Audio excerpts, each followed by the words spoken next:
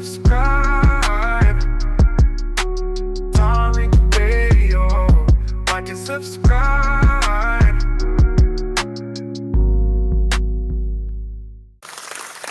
All right, what's up? We're in the building. We're in the building. Ladies and gentlemen, round of applause for you. I thank everybody for tuning in to the late night tap in with Tariq. I am Tariq Nasheed, your gracious host, moderator for the best, most poppin' space on X. As you know, we have the most poppin', consistent space on X. No other space that's consistent daily pops off like this one. You are in the place to be, ladies and gentlemen. A lot of stuff we're going to discuss on the broadcast. First of all, let me get some retweets from everybody. Let's get that going. Let's get some retweets. If everybody can get those retweets popping, that would be phenomenal. Everybody give me those retweets. Now, before we get started, you know how we got to get down. We got to shout out some of the regulars in here. We got to show some love to the regulars. Let me see who we got. Let me scroll down. A lot of people in the room already. We almost got 500 people within the first 30 seconds. So that means it's going to be a doozy. So let me go fast. We got Jess, Hakeem, Stones, Corey, Taxi Driver, Chief Vez, Highland, Remy, The Blackrisy, Quan, Sir Mike, Welsing, Hoodoo, Meteorite. That's our white guy. Shout out to the white folks in here. Shout out to you guys. We got Stephanie Michelle, the lovely Stephanie Michelle. We got Hampton in the building, the Tethernator. Oh, we got the family. Rashonda's in the building. Oh man, so a lot of stuff we got to touch on. First thing I want to hit on, talk about the case with our brother Carmelo Anthony down there in Texas. From what I'm understanding, there was somebody who was acting as a spokesperson for the family. They're saying that the family's getting a lot of death threats. They're saying the family's getting a lot of death threats, so we got to kind of keep an eye out on that. Make sure no funny business goes down. Yeah, this case is a really, really popular case that a lot of people have eyes on, especially in the month of April. You know, April is the holy month for white supremacy. I've always talked about that. So this case going down in April, well, the situation happening in April is very significant, especially to the white supremacists. April is their holy month. You know, it's Hitler's birthday. It's just a whole bunch of stuff that happens in April. The assassination of Dr. King. Just a lot of things happen in the month of April. That's very significant. So a lot of eyes are going to be on this case. What's interesting, Tim Pool. Now, Tim Pool, he's a quote journalist, but a lot of people suspect that he's clicked in with the alt-right. Even Tim Pool was like, hey man, this is self-defense. Now this guy will defend any black person getting shot damn near, but even him, this guy, he's like, yeah, this is self-defense. A lot of people are kind of turning on Tim Pool for saying that this is a self-defense case, which it is. This is self-defense, and they know it. This is 100% self-defense.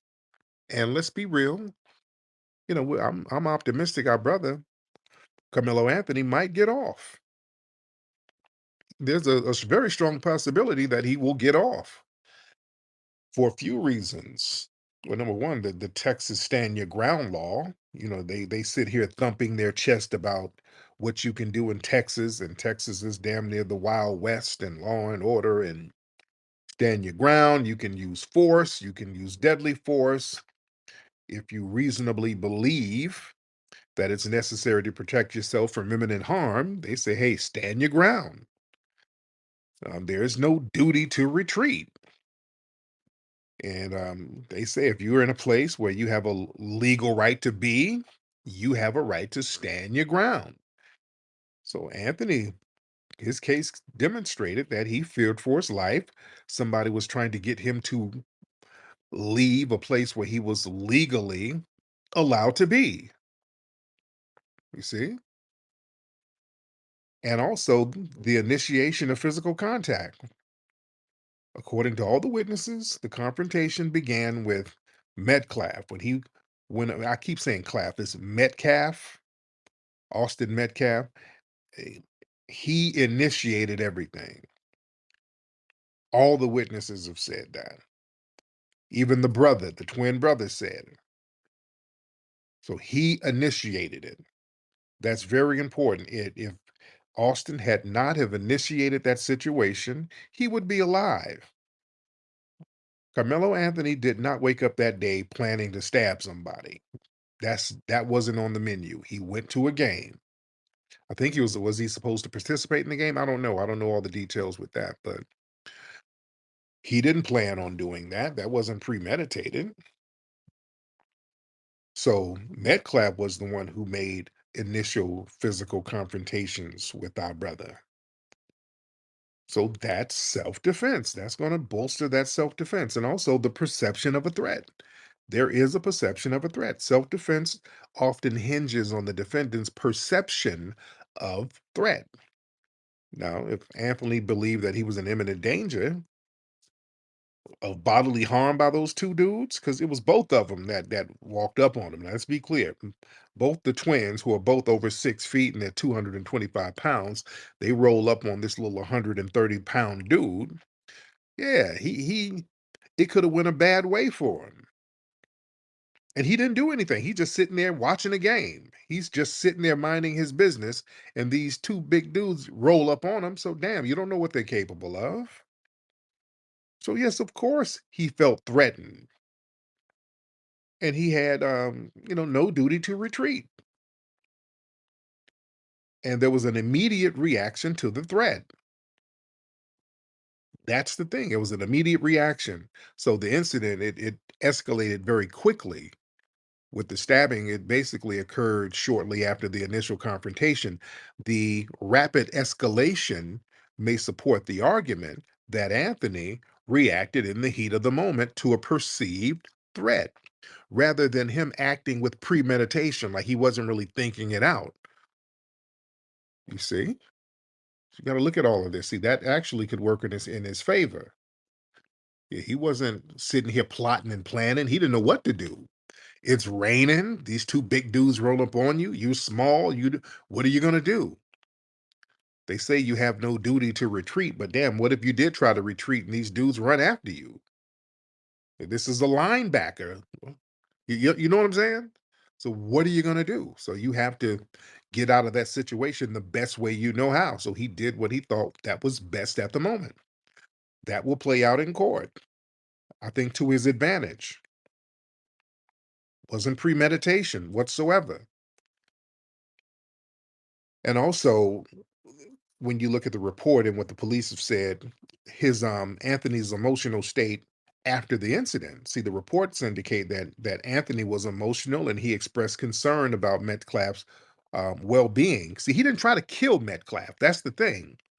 He didn't try to kill him. He just tried to neutralize the threat. He just poked him and ran. So I don't think his intention was to kill him. Because he didn't poke him multiple times. He didn't just start crashing out like bam and then got up out the situation. You see? And he was asking the police, "Is Metcalf okay?" So that behavior that can be interpreted as being consistent with somebody who acted, um, you know, and in the heat of the moment. That you're acting in the heat of the moment. You know what I'm saying? You're not being malicious. He didn't do things in a malicious manner. That supports the claim of self-defense.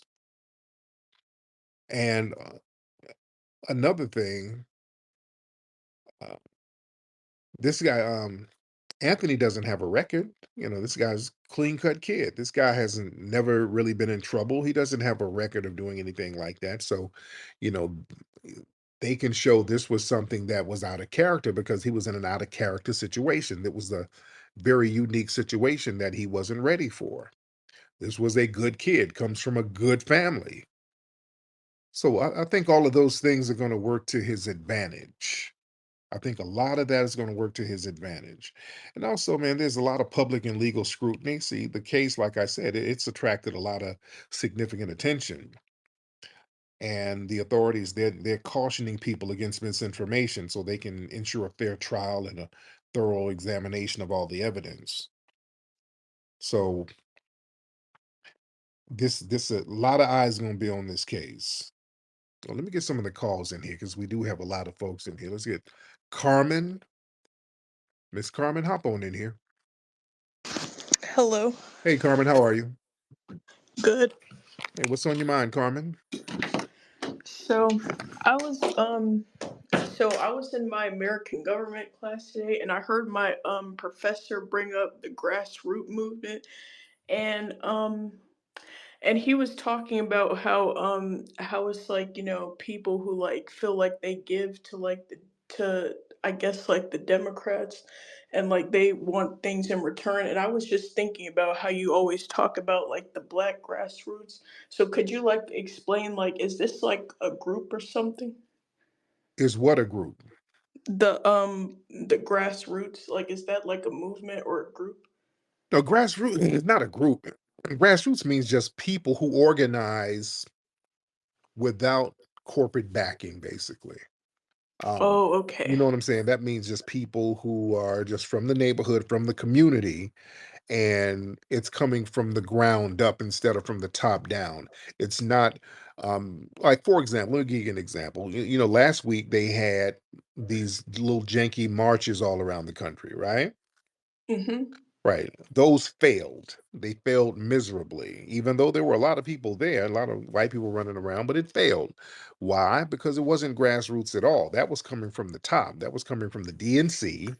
They were organizing and orchestrating that, and some of their corporate donors. So it was um, a corporate astroturf movement trying to pretend to be a grassroots movement. And that's why I didn't really get any traction. People saw how phony and unserious it was, and inauthentic it was. People can respect something that's coming out of the grassroots, meaning out of the streets, out of the communities, because it's more authentic. It's more of a voice of the people. So when we talk about the grassroots, we're talking about the people within the community speaking for themselves without having a corporate entity speak for them. You see, that makes sense? Yeah, thank you. That's all I wanted to say. All right, thank you so much, Carmen.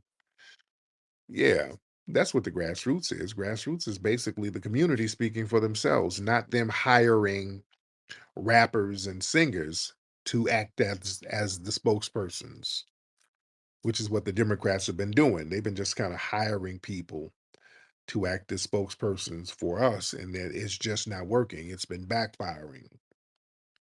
We are not with that, ladies and gentlemen.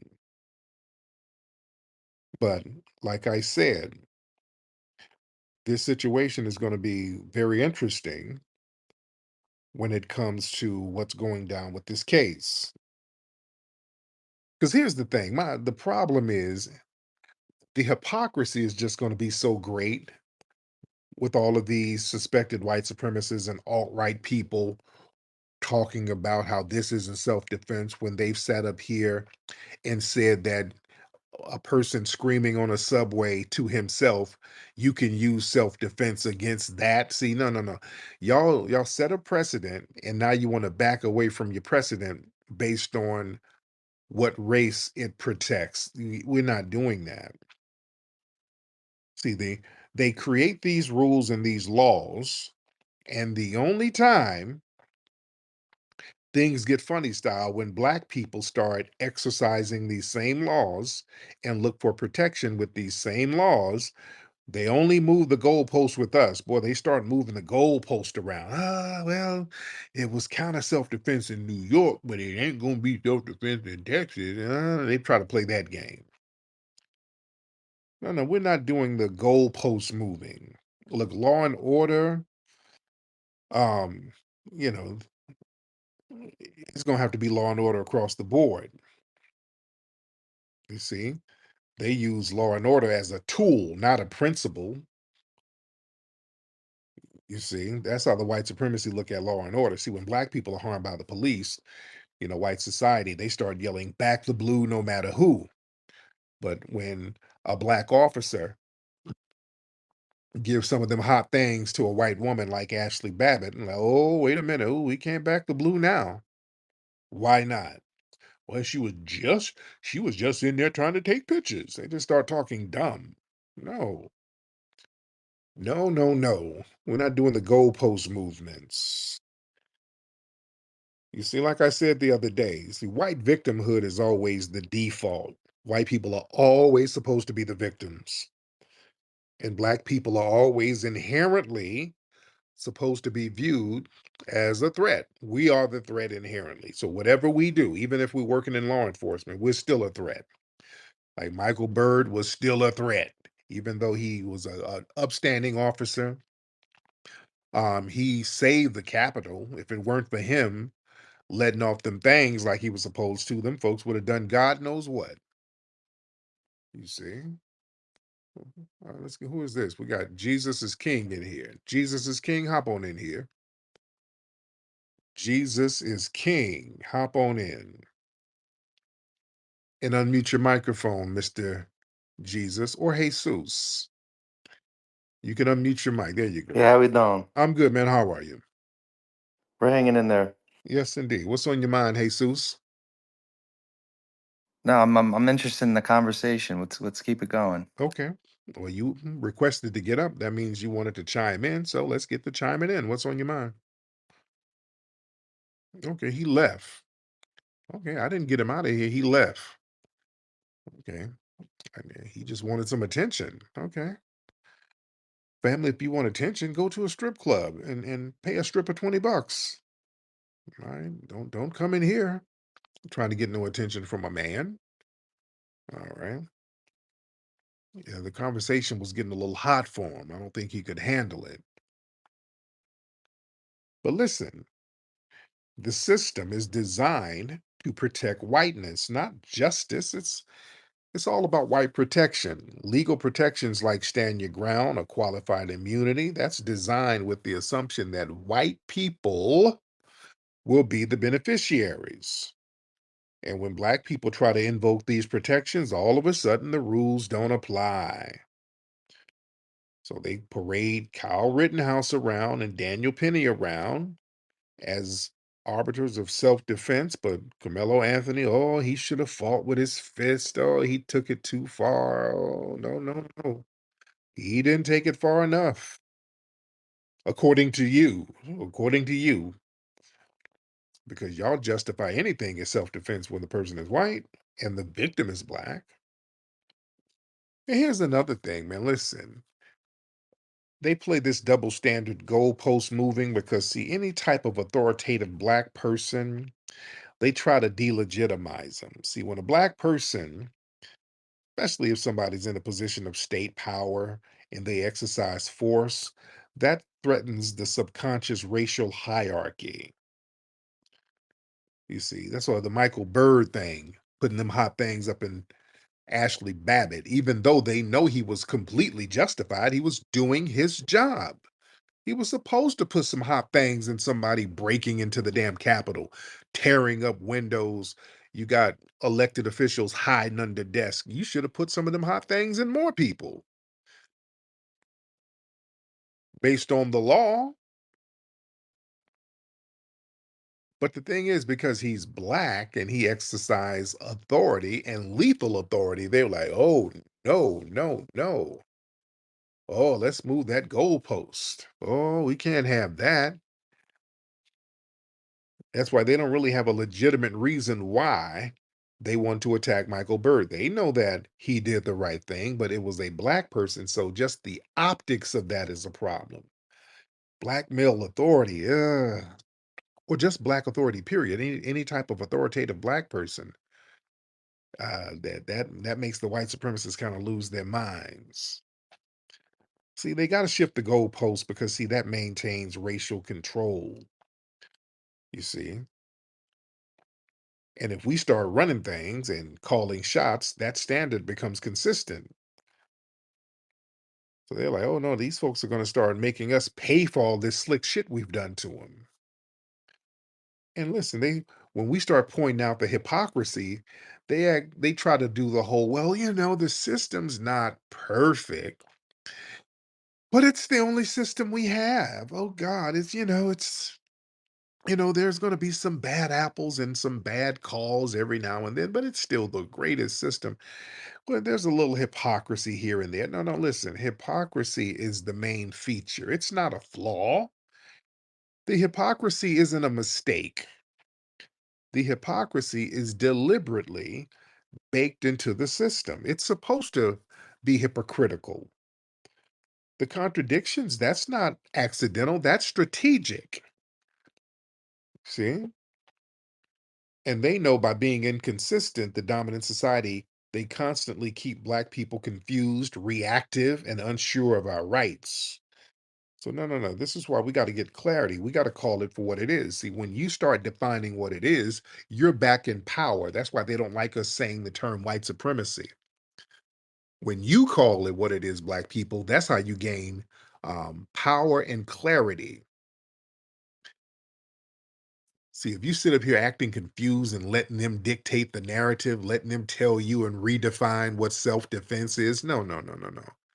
You don't do that. You have to call it. Hey man, that's self-defense, and you set a precedent for self-defense. So we're gonna stick with that self-defense thing.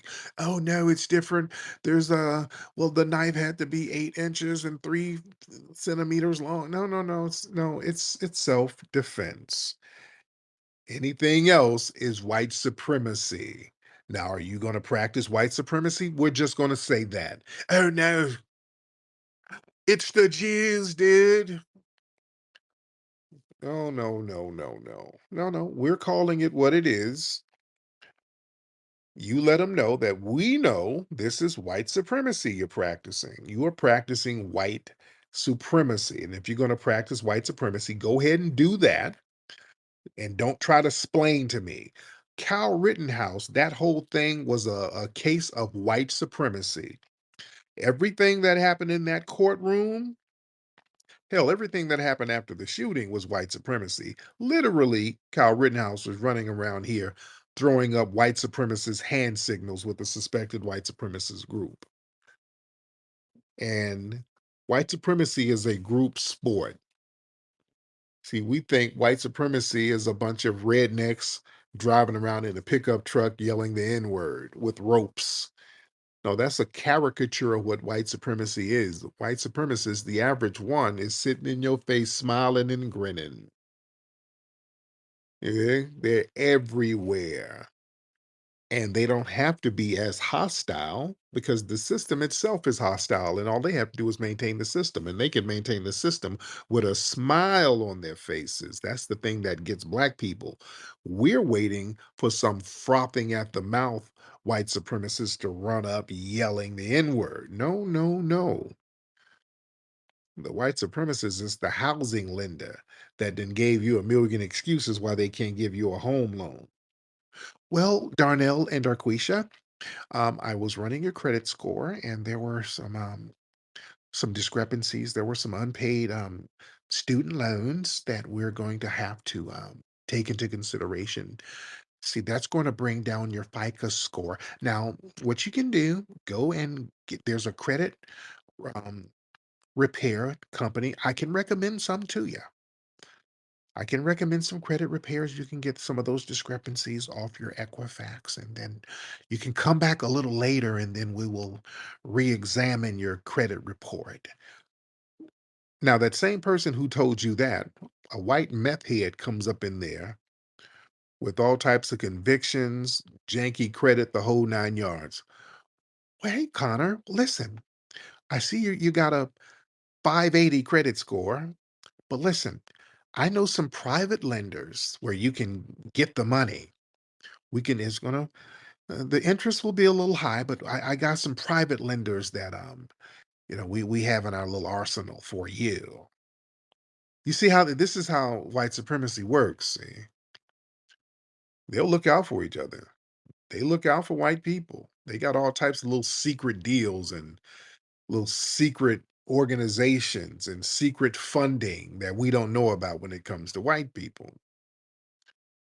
And they tell us, oh, it's a million excuses why we can't get some shit. We have one credit card bill and all of a sudden we can't get shit. You know? So that's the kind of game they play. That's intentional. And it's called white supremacy. That's how it's subtle. It's baked into the system. Family, you think white people don't have bad credit? All these white people who own homes, you think they're white? That's the thing. Black people be thinking the white people are just, they get up and work hard every day. No, they got hookups. You think these methed out white people got phenomenal credit that they to maintain their credit? No, the credit is the whiteness. Yeah? That's why you in the projects and they sitting up in a house somewhere. Yeah, and their credit is worse than yours, but they got the hookup. You see, they got white supremacy protecting them. That's what it is. White supremacy is a protective barrier. And this is why any type of authoritative position with a black person, they get on alert because they're like, oh, the black people are going to do what we be doing. And you know what? You goddamn right, because that's what I do. I look out for black folks. Oh, boy, I look out for black folks. Yes, I do. And I'm fair. I don't discriminate against white people. Let me be clear. I don't discriminate because I still, we have white folks on the team. Like we were just filming the other day. We had a couple of white guys. Had a white sound guy, one of the white guys, a cameraman, but I had my black guy, had my FBA brother, had some of my production assistants, FBAs. But I use my authoritative position to make sure other black people who are qualified get the fair shot that they're supposed to get. See, that's what I do. I ain't giving a shot to some janky nigga who won't know what the fuck he doing. No, I'm going to find all of these qualified black people who are phenomenal camera people, audio people, sound design people who don't get the fair shot that they're supposed to get. And you will get a shot with me, which is how you're supposed to do it. Like our brother George Frazier said, um, you don't get the job because you black. Your blackness is just the deal breaker. You understand what that means? Your blackness will be the deal breaker. You don't get the job because you're black with us. The blackness happens to be the deal breaker, meaning if I get a camera guy who has a certain um, set of camera equipment and certain skill sets who's black, and then I get another white camera guy who's trying to get the job, who has the same set of cameras in the same position. Everything is equal with both of them. Well, the deal breaker, the tiebreaker is the blackness. Now, the black guy, I'm going to lean towards him. That's the tiebreaker. Now, why? Because that person has been denied more. So, in the pursuit of justice, what does justice mean? Guaranteeing that nobody's mistreated and guaranteeing that those who need the most constructive help will get the most constructive help. So, in the pursuit of justice, I'm going to get the black person because they're going to need that employment more because they've been denied more systematically. So, that's my way of producing justice. Now, again, I still hire qualified white people all the time. I do not discriminate. But if there's a deal breaker, the deal breaker is going to go to the person from the community because I know that they need that shot. There's nothing wrong with that because the dominant society, they do that shit all the time. They do it if the black person is overqualified. They'll give it to some motherfucker who got a GED, who's white. So we got to understand how the game rolls out here. But understand, people can't emotionally, they can't handle the thought of black power, even symbolic power or legal power in the hands of black people, that's threatening to the dominant society. Just like with Derek Chauvin, who's in jail now. They hate the fact that it was us on the grassroots ensuring that he went his ass to prison. That's why you have the right wingers trying to talk about, oh, well, he should get out. Oh, he should be pardoned. Oh, George Floyd had fentanyl. Whoop-de-whoop. They don't like the fact that black people forced that guy to get his ass locked up. They do not like that. They don't like that. The thought of black power, the thought of black people exerting power, that's a threat. And also, you got to understand how legal precedents are basically bent to fit white comfort. You see, systematic white supremacy, they bend laws and legal precedents depending on who's involved. And if the white person is the aggressor, well, they always flip it to him being a victim. Like I said the other day, even if a white guy goes and shoots up a damn school, what do they do in the media? They're going to find some pictures of him hugging puppies and like, oh god, well, he was dog lover. Connor O'Malley. He was an avid bird watcher and a dog lover. He had a bad day and allegedly shot 30 people. And we saw that he was on some medication and he hurt his foot playing softball and he was on medication and the medication had an adverse effect and we're contacting the manufacturer of the medication because they're the Jews, dude. It's the Jews who did it to him. They start splaining and making up a bunch of goddamn excuses. It's everybody's fault except his. Slide on that rude work. Slide on that rude work. Slide on that rude work. Slide on that rude work.